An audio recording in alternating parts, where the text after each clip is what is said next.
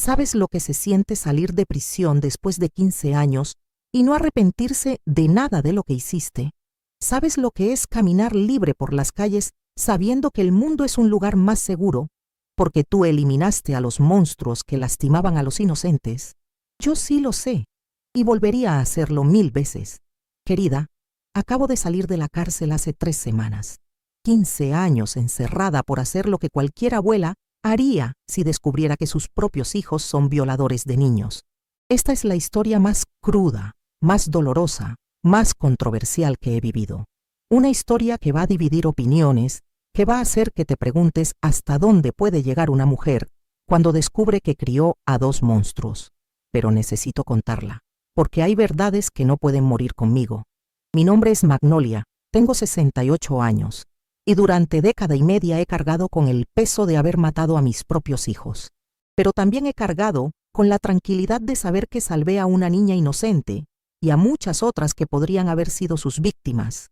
Todo comenzó hace 18 años, cuando mi hija, Remedios, murió en un accidente de tránsito. Tenía apenas 25 años y dejó huérfana a su pequeña hija Paloma, que en ese entonces tenía solo 3 años. El padre de la niña nunca se hizo responsable. Desapareció en cuanto supo que Remedios estaba embarazada. Yo no dudé ni un segundo en quedarme con Paloma. Era mi nieta, mi sangre, lo único que me quedaba de mi hija muerta. Mis 2 hijos, Evaristo de 29 años y Crisanto de 26, vivían conmigo en la casa familiar. Éramos una familia unida, o eso creía yo. Evaristo trabajaba como mecánico en el taller del pueblo. Era un hombre respetado, que ayudaba a los vecinos con sus carros, que siempre tenía una sonrisa para todos. Crisanto era electricista, también muy querido en el pueblo, siempre dispuesto a arreglar cualquier problema eléctrico sin cobrar demasiado. Yo trabajaba como carpintera. Sí, carpintera. Mi padre me había enseñado el oficio desde niña, y durante 40 años me gané la vida haciendo muebles, reparando puertas, arreglando ventanas. Era una de las pocas mujeres en el pueblo que sabía usar herramientas, que entendía de maderas, de estructuras, de construcción. Los primeros años con Paloma fueron hermosos. Era una niña alegre, inteligente, cariñosa. Mis hijos la adoraban, o eso parecía. Evaristo siempre le traía dulces. Crisanto le compraba juguetes. Éramos una familia feliz, unida por el amor a esa pequeña que había llegado a llenar el vacío que dejó la muerte de Remedios. Pero cuando Paloma cumplió 5 años, empecé a notar cambios en ella. Se volvió más callada, más retraída. Dejó de jugar con otros niños. Dejó de reírse como antes. Cuando le preguntaba qué le pasaba, me decía que nada, que estaba bien. Son cosas de la edad, me decía Evaristo cuando yo expresaba mi preocupación. Los niños pasan por etapas. Ya se le va a pasar. Crisanto opinaba lo mismo. Tal vez extraña a su mamá. Es normal que esté triste a veces. Yo quería creerles. Quería pensar que era solo una fase, que Paloma estaba procesando la pérdida de su madre a su manera. Pero los cambios se intensificaron. Paloma empezó a tener pesadillas. Se orinaba en la cama. Se sobresaltaba cuando alguien la tocaba. Dejó de comer bien, perdió peso. Se veía pálida y asustada todo el tiempo. La llevé al doctor, pensando que tal vez estaba enferma, pero el doctor no encontró nada malo físicamente. Tal vez necesita hablar con un psicólogo, me sugirió. A veces los niños que han perdido a sus padres desarrollan traumas, pero cuando mencioné la idea de llevar a Paloma a un psicólogo, mis hijos se opusieron rotundamente. No necesita ningún psicólogo, dijo Evaristo. Esos doctores de la mente solo confunden más a los niños. Lo que Paloma necesita es amor familiar, no extraños metiéndole ideas raras en la cabeza. Crisanto estuvo de acuerdo. Además, ¿qué va a pensar la gente si llevamos a la niña al psicólogo? Van a creer que estamos locos, que no sabemos cuidar a una niña. Sus argumentos me parecieron razonables en ese momento. Vivíamos en un pueblo pequeño, donde la gente hablaba mucho, donde cualquier cosa fuera de lo normal se convertía en chisme. No quería que Paloma fuera señalada como la niña loca que va al psicólogo. Así que decidí ser más paciente, más comprensiva. Traté de pasar más tiempo con Paloma, de hablar con ella, de entender qué le estaba pasando. Pero ella seguía cerrada, asustada, como si cargara con un secreto terrible que no podía compartir.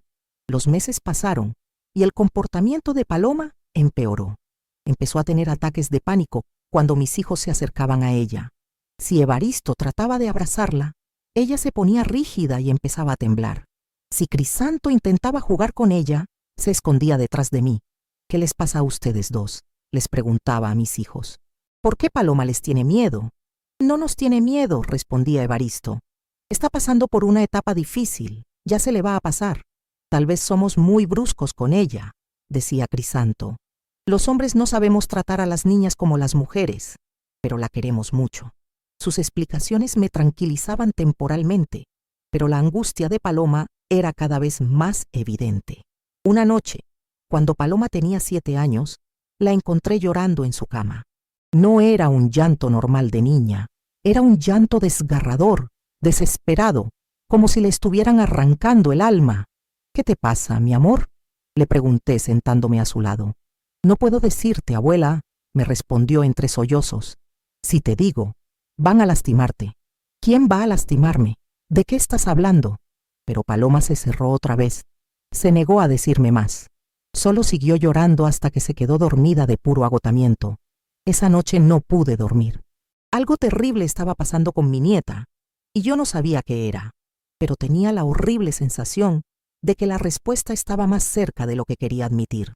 Al día siguiente, decidí observar más cuidadosamente las interacciones entre Paloma y mis hijos. Y lo que vi me empezó a inquietar profundamente. Evaristo siempre encontraba excusas para quedarse a solas con Paloma.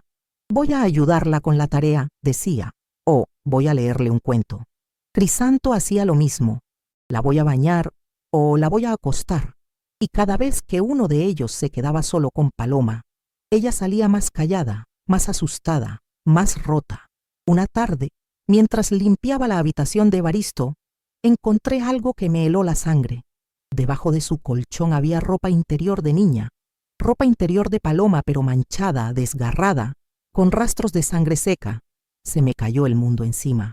Las manos me temblaron tanto que casi no pude sostener esa evidencia horrible de lo que estaba pasando en mi propia casa.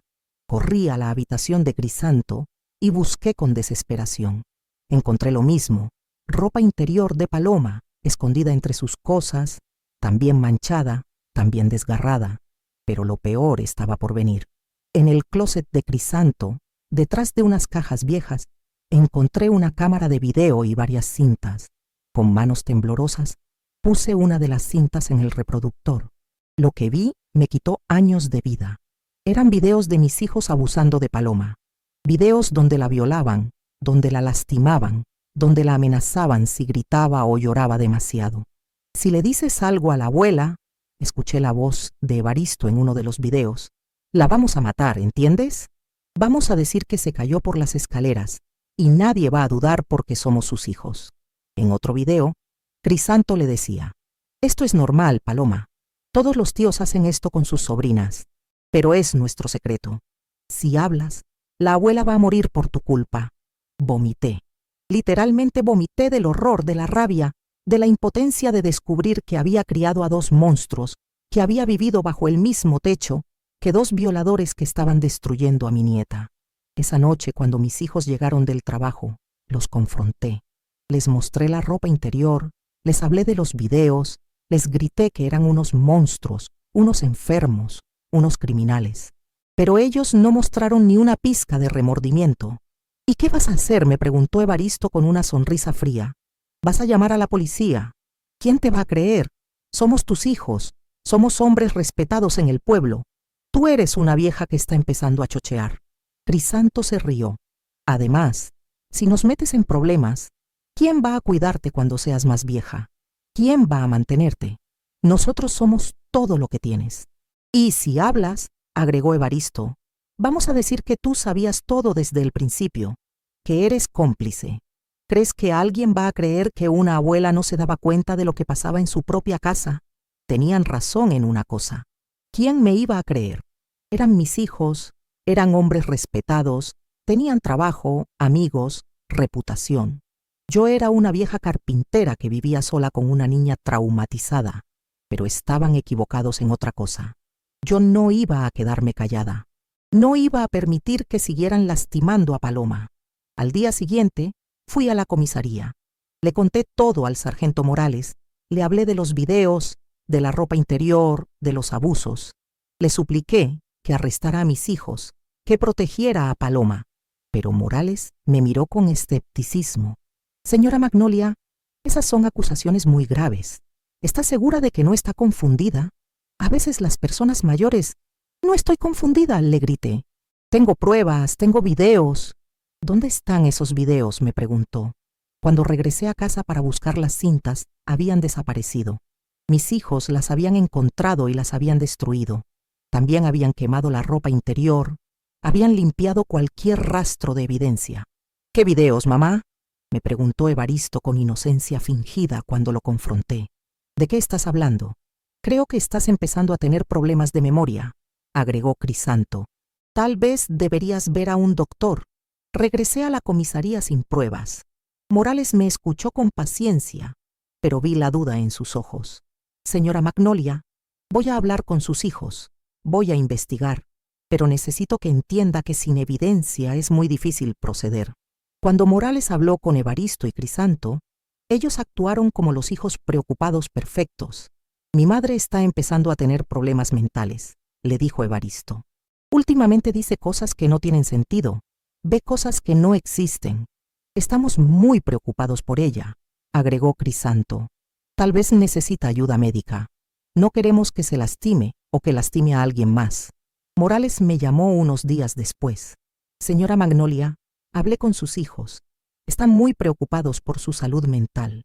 Tal vez debería considerar buscar ayuda profesional. Me di cuenta de que el sistema no me iba a ayudar, que mis hijos habían logrado pintarme como una vieja loca, mientras ellos seguían siendo los ciudadanos respetables del pueblo. Pero yo no me iba a rendir. No iba a permitir que siguieran abusando de Paloma. Una noche, después de que mis hijos se durmieran, fui al cuarto de Paloma. La desperté suavemente y le dije: mi amor, necesito que me cuentes la verdad. Sé lo que te están haciendo tus tíos. No tengas miedo, yo te voy a proteger. Paloma se echó a llorar y me contó todo. Me contó cómo Evaristo y Crisanto la habían estado violando desde que tenía 5 años. Me contó sobre las amenazas, sobre el miedo, sobre el dolor físico y emocional que había estado soportando durante años. ¿Por qué no me dijiste antes?, le pregunté, aunque ya sabía la respuesta. Porque dijeron que te iban a matar si yo hablaba, me respondió. Y yo no quiero que te pase nada, abuela. Tú eres lo único bueno que tengo. Esa noche tomé la decisión más difícil de mi vida. El sistema había fallado. La policía no me creía. Mis propios hijos eran monstruos que no iban a parar hasta destruir completamente a Paloma. Tenía que actuar por mi cuenta. Durante las siguientes semanas empecé a planear. Usé todos mis conocimientos de carpintería, de construcción, de estructuras. Sabía cómo hacer que las cosas parecieran accidentes, cómo usar las herramientas, cómo manipular la madera y el metal para que fallaran en el momento preciso. También sabía de electricidad, porque durante años había trabajado con Crisanto en proyectos de la casa. Sabía cómo los cables podían fallar, cómo las conexiones podían volverse peligrosas, cómo un hombre podía electrocutarse accidentalmente si las condiciones eran las correctas. El primer accidente ocurrió un viernes por la noche. Evaristo había llegado borracho del bar, como solía hacer los fines de semana. Subió las escaleras tambaleándose como siempre. Pero esa noche, las escaleras no eran las mismas. Yo había aflojado cuidadosamente algunos tornillos, había debilitado ciertos escalones, había calculado exactamente dónde y cómo iba a fallar la estructura. Cuando Evaristo pisó el escalón que yo había saboteado, se rompió. Él perdió el equilibrio, cayó hacia atrás y se rompió el cuello contra el piso de concreto del primer nivel. Murió instantáneamente. Llamé a la ambulancia. Lloré como la madre devastada que se suponía que era. Actué como si fuera una tragedia terrible e inesperada. Siempre le dije que no subiera borracho. Le dije a los paramédicos entre lágrimas falsas: esas escaleras son viejas, necesitaban reparación. Pero él nunca me hacía caso. Nadie sospechó nada. Fue catalogado como accidente doméstico. Un hombre borracho que se cayó por unas escaleras defectuosas. Pasa todo el tiempo. Crisanto estaba devastado por la muerte de su hermano. O al menos fingía estarlo. Pero yo sabía que por dentro estaba calculando, preguntándose si yo había tenido algo que ver con el accidente. Una semana después del funeral, Crisanto me dijo que iba a mudarse. Esta casa tiene demasiados recuerdos dolorosos, mamá. Creo que sería mejor que Paloma y tú vinieran conmigo a un lugar nuevo. Pero yo sabía lo que realmente quería. Quería alejar a Paloma de cualquier posible testigo. Quería tenerla completamente bajo su control. Quería seguir abusando de ella sin interferencias. No vamos a ir a ningún lado, le dije. Esta es nuestra casa. Aquí nos quedamos. Crisanto no insistió esa noche, pero vi la determinación en sus ojos. Sabía que iba a seguir presionando, que iba a encontrar la manera de llevarse a Paloma.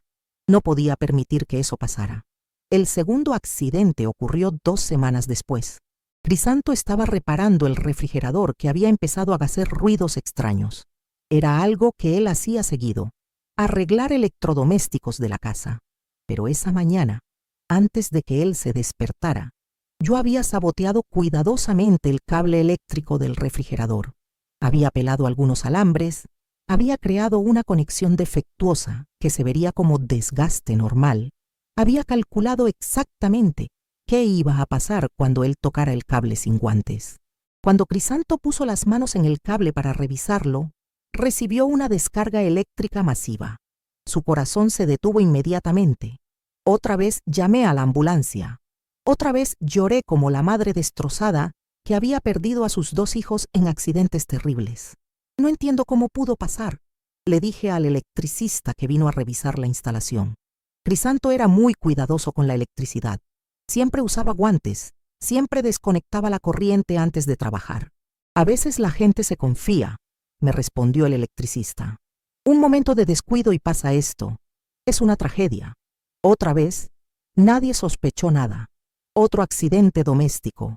Un electricista experimentado que cometió un error fatal.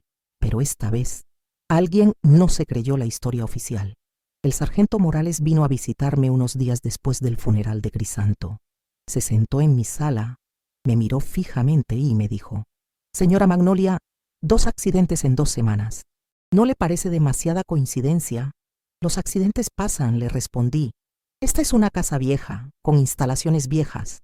Mis hijos trabajaban con herramientas peligrosas. Era cuestión de tiempo. O tal vez», me dijo Morales, «usted decidió hacer justicia por su cuenta». Se me heló la sangre, pero mantuve la compostura. «No sé de qué está hablando, sargento». «Creo que sí sabe. Creo que descubrió lo que sus hijos le estaban haciendo a Paloma y decidió eliminarlos». Morales tenía razón, pero no tenía pruebas.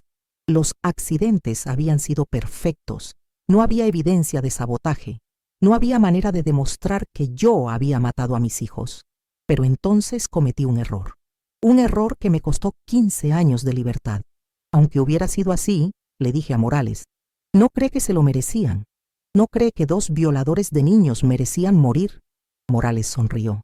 Ahí está su confesión, señora Magnolia. Me arrestaron esa misma tarde.